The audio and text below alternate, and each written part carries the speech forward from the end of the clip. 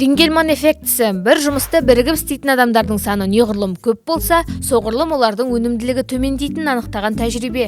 Оны 1913 жылы француз профессоры Максимилиан Рингельман жасаған.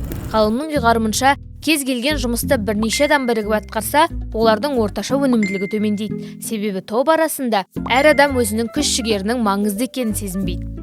Рингельман тәжірибе барысында арқан тарту жарысын бірнеше мәрте ұйымдастырған. Ол қатысушылардың күшін динамометрмен өлшеп, жеке және топтық көрсеткіштерін салыстырды. Нәтижесінде адамдар арқанды жеке тартқанда 85,3 килограммға тең күш жұмсаса, топ болып жарысқан кезде шамамен 61-65 килограммға тең күш жұмсаған. Рингельман тәжірибені қорытындылай келе мынадай тұжырым жасады. Екі адам бірігіп жұмыс істесе, олардың белсенділігі 100%-дан 93%-ға дейін азаяды.